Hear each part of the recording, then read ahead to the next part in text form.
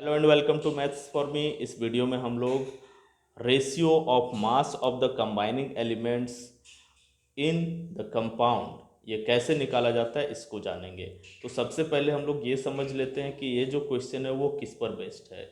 Law of chemical combination जो है वो टू टाइप्स के होते हैं, एक law of conservation of mass और ये जो क्वेश्चन जिस पर बेस्ड है वो है लॉ ऑफ कांस्टेंट प्रोपोर्शन।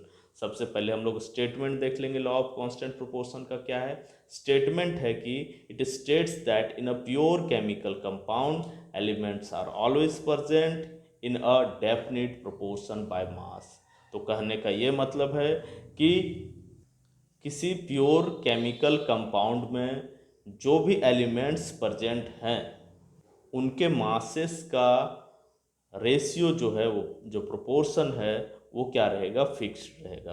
कहने का मतलब ये है कि इंडिया का वाटर अगर H2O है यानी कि उसमें हाइड्रोजन और ऑक्सीजन के मासेस फिक्स्ड हैं, तो उसी तरह अमेरिका का वाटर हो, इंग्लैंड का वाटर हो, कहीं का भी वाटर रहे, उसमें हमेशा हाइड्रोजन और ऑक्सीजन के मासेस का रेशियो फिक्स आएगा। उसका वैल्यू निकल के आएगा 1:8, यानी 1 पार्ट अगर हाइड्रोजन है तो 8 पार्ट क्या होगा हम लोगों का? ऑक्सीजन होगा। उसी के बेसिस पर यहाँ इन क्वेश्चंस को देखेंगे।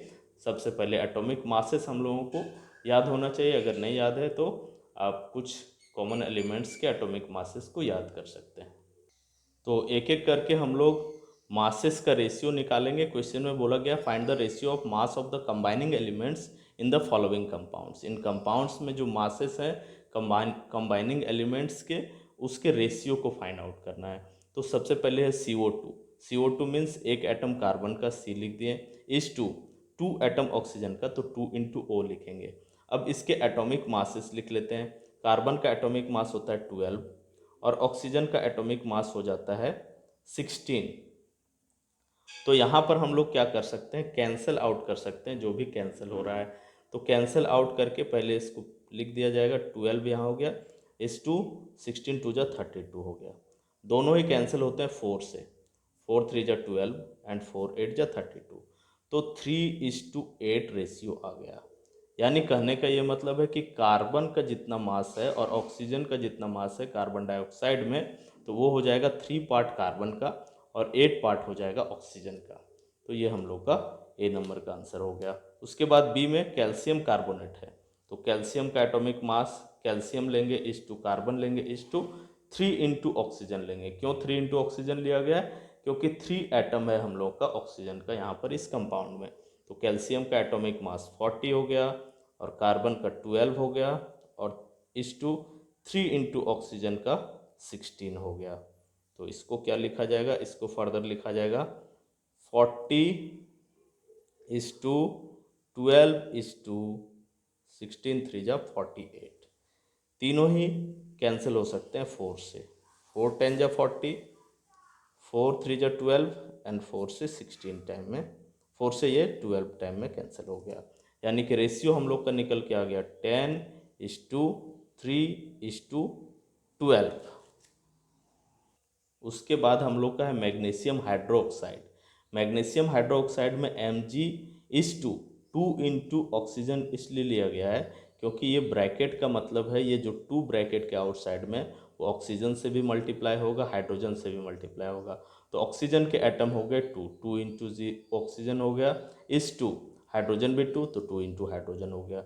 अब यहाँ पर हम लोग एटॉमिक मासेस लिखते जाते हैं। मैग्नीशियम का हो जाता है 24 एटॉमिक मास, ऑक्सीजन का होता है 16, तो 2 × 16 हो गया और हाइड्रोजन का होता है 2 × 1। तो तीनों ही 2 से डिविजिबल है, तो 2 से ही कैंसिल कर देते हैं, यहाँ पर ही कैंसिल कर सकते हैं। 2 से ये 12 बार में कैंसिल हो गया और इसका ये 2 कैंसिल हो गया और इसका ये 2 कैंसिल हो गया। यानी कि हम लोग का रेशियो निकल के आ गया 12:16:1। ये मैग्नीशियम हाइड्रोक्साइड में तीनों ही एटम के निकल के आ गए। अब नेक्स्ट में हम लोग देखेंगे एमोनिया का। एमोनिया में नाइट्रोजन और हाइड्रोजन इन्वॉल्व है। Nitrogen 1 atom, hydrogen 3 atom. तो यहाँ पर नाइट्रोजन इज टू 3 × हाइड्रोजन लिखा गया है। अब नाइट्रोजन का एटॉमिक मास होता है 14 और हाइड्रोजन का एटॉमिक मास हो जाता है हम लोगों का 1। तो यहाँ पर क्या आ रहा है? 14:3 आ रहा है। ये हम लोग का आंसर हो गया, सिंपलेस्ट फॉर्म में है। उसके बाद H2SO4 सल्फ्यूरिक एसिड, तो 2 × hydrogen is to sulphur is to 4 into oxygen हो जाएगा। तो यहाँ पर क्या हो जाएगा, 2 इंटू 1 एटॉमिक मास है हाइड्रोजन का, सल्फर का एटॉमिक मास है 32 और 4 इंटू ऑक्सीजन का एटॉमिक मास है 16। तीनों ही 2 से डिविजिबल है, ये 2 1 जा 2 हो गया, 2 से 16 टाइम में कैंसिल हो गया, 2 से 2 टाइम में। तो रेशियो हम लोग का निकल के आ गया 1:16:32। ये H2SO4 का हम लोग का निकल के आ गया।